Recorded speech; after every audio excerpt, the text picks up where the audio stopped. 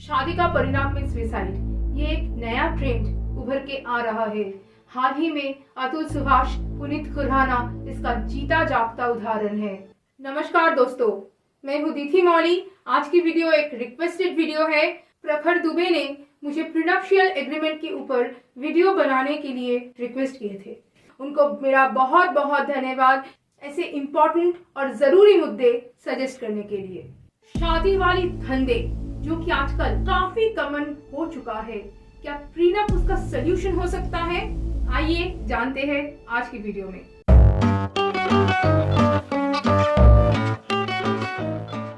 Prenup या फिर प्रीनप्शियल agreement basically husband और वाइफ के बीच में शादी से पहले किया जाने वाला एक कॉन्ट्रैक्ट है, जिसमें ये डिसाइड किया जाता है कि अगर दोनों में तलाक होने की नौबत आ जाए तो तब फाइनेंशियल एसेट्स कैसे डिवाइड होंगे दोनों में। मतलब ये एक तरीके का फाइनेंशियल रोड मैप आप मान सकते हो, जिसमें शादी के बाद के कॉन्फ्लिक्ट्स को अवॉइड करने की तरीके रहते हैं। प्रीनप्शियल एग्रीमेंट साइन करने से दोनों पार्टनर्स को पहले से ही पता होता है कि शादी के बाद उनका फाइनेंशियल अरेंजमेंट एग्जैक्टली कैसे होगा। आप जानते ही हैं हमारे देश में लीगल बैटल्स कितना टाइम कंज्यूमिंग है और कितना एक्सपेंसिव भी है।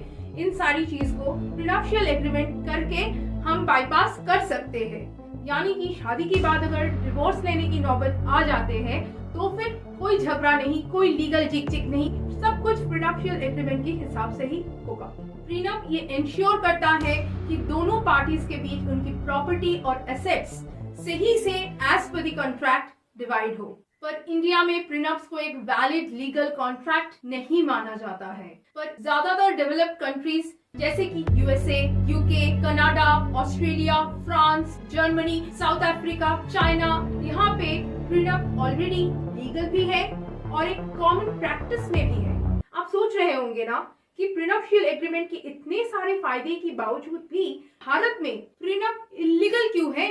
आइए जान लेते हैं इसके जवाब भी वीडियो की अगले हिस्से में।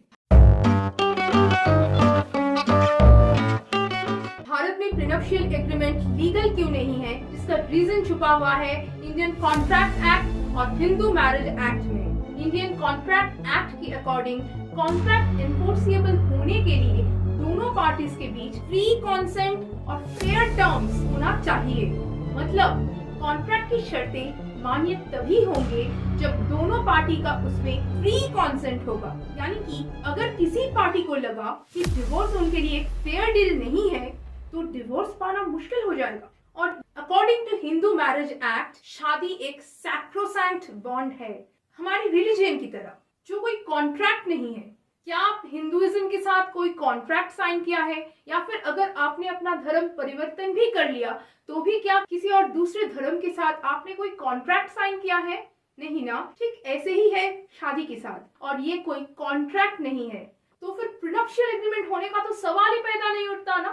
भारत में शादी को सिर्फ एक पर्सनल डिसीजन नहीं, परिवार और समाज का भी एक इम्पोर्टेंट एस्पेक्ट माना जाता है। इस कल्चरल और रिलीजियस सेंटिमेंट की वजह से ही प्रीनप्स का कल्चर इंडिया में नहीं है। तो क्या प्रीनप्स को लीगलाइज ना करते हुए हमारा देश पिछड़ा हुआ है?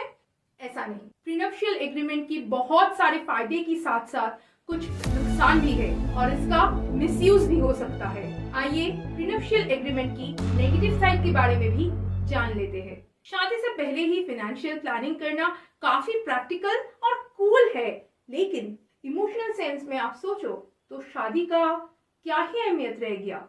इसका मतलब आप जिसका हाथ पकड़ के 7 जन्मों का कसमें खा रहे हो, ओपनली डिस्क्लोज कर रहे हो कि आप उस पर रत्ती भर का भी विश्वास भरोसा नहीं करते हो। मतलब शादी अब कोई इमोशनल कनेक्शन नहीं, बल्कि सेक्स को इंस्टीट्यूशनलाइज करने का जरिया बन गया।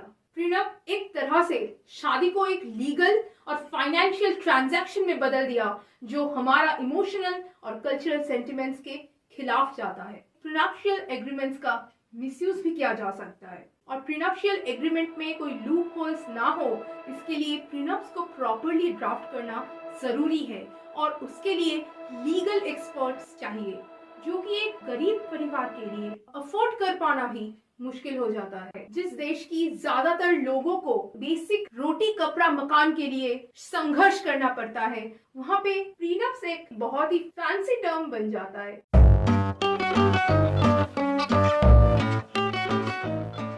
भारत में डिवोर्स केसेस में कोर्ट इंटरवेंशन दूसरे देशों की कंपैरिजन में कुछ ज्यादा ही देखा जाता है। वैसे भारत एक प्रो मैरिज कंट्री है, प्रो डिवोर्स नहीं।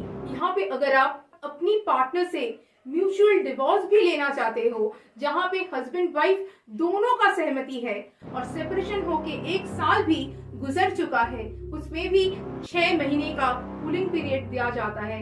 यानी कि आपको फिर से सोचने के लिए समय दिया जा रहा है कि आप सच में इस डिवोर्स को चाहते हो या नहीं। और अगर किसी एक पार्टनर का भी मन बदल जाए तो डिवोर्स म्यूचुअल ग्राउंड पे होना नामुमकिन हो जाता है।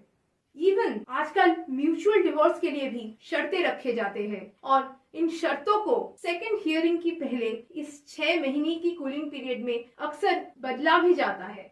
यानी कि लड़कों पर और दबाव डालो ताकि और पैसे हड़पा जाए। जो कूलिंग पीरियड रखा गया था मैरिज को प्रिजर्व करने के लिए, उसी को यूज किया जा रहा है ताकि मैरिज को एक एक्सटॉर्शन बिजनेस बनाया जाए। इसका क्लासिक एग्जांपल हम सभी जानते हैं, पुनीत खुराना का केस, जहां पे इसी 6 महीने की कूलिंग पीरियड के अंदर एक्स्ट्रा 10 लाख की डिमांड किया गया था। इसकी कंपैरिजन में यूएसए या ऑस्ट्रेलिया में डिवोर्स लॉज काफी सिंपल और लेस टाइम कंज्यूमिंग है। वहाँ पे नो फॉल्ट डिवोर्स का एक कॉन्सेप्ट बहुत ही कॉमन है। इसमें पति पत्नी में से अगर कोई भी चाहे तो डिवोर्स के लिए अप्लाई कर सकते हैं और डिवोर्स के ग्राउंड के लिए सामने वाला का कोई दोष या जुल्म प्रूफ करना जरूरी नहीं है। सिंपली एक दूसरे के लिए कंपैटिबल नहीं होना ही डिवोर्स के ग्राउंड के लिए काफी माना जाता है। सेम के सिनेरियो अगर भारत में कंपेयर करो आप, तो आपको दिखेगा कि म्यूचुअल डिवोर्स के अलावा भारत में डिवोर्स होने के लिए adultery, cruelty, desertion, impotency, incurable diseases, conversion of religion, mental disorder, presumption of death जैसी ग्राउंड्स का होना जरूरी हो जाता है। और सबसे शॉकिंग बात कि अभी तक बहुत सारे गांव में लड़का लड़की का पहली मुलाकात ना शादी की बाद ही होता है। तो अब ऐसी सिचुएशन में प्रीनप की एक्सपेक्टेशन कुछ ज्यादा नहीं हो रहा है, पर क्या पता बदलते जमाने के साथ हो सकता है कि फ्यूचर में प्रीनप इंडिया में लीगल हो जाए, लेकिन प्रेजेंट हालातों को देखकर अभी के लिए तो ये मुश्किल लग रहा है।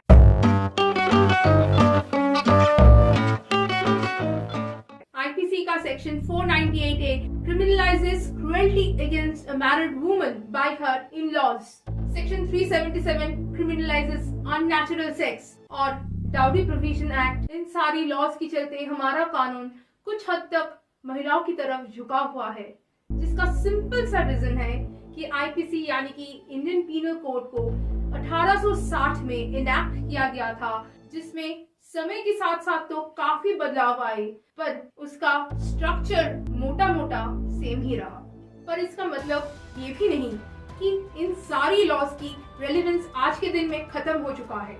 इन सारी लॉज का उपयोग तो आज भी उतना ही इम्पोर्टेंट है, लेकिन हमें बस सोसाइटी को इसकी दुरुपयोग से बचाना है। ऐसा कि मैं पहले भी कह चुकी हूँ कि फॉल्स एलिगेशन प्रूव हो जाने पे एग्जेम्पलरी सजा दी जानी चाहिए, ताकि सोसाइटी में पैसे हड़पने की मतलब से फॉल्स केसेस फाइल करने में एक डिटरेंट पैदा हो।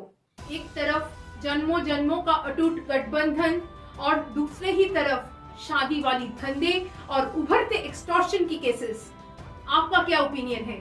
प्रीनप इंडिया में लीगलाइज हो जाना चाहिए क्या नहीं? चैनल पे नए हैं तो ऐसे ही इंपॉर्टेंट टॉपिक्स और डिस्कशन के लिए सब्सक्राइब कर देना। ज्यादा कुछ आपसे तो नहीं मांगते हैं, बस आपका थोड़ा सा प्यार भरा सपोर्ट। बाकी ईश्वर का इच्छा। अतुल सुभाष की सुसाइड केस को लेकर मैं ऑलरेडी एक डिटेल्ड वीडियो बना चुकी हूँ, आप यहाँ क्लिक करके उसे देख सकते हो। तो मिलते हैं नेक्स्ट वीडियो में कोई और टॉपिक के साथ। तब तक के लिए जय हिंद।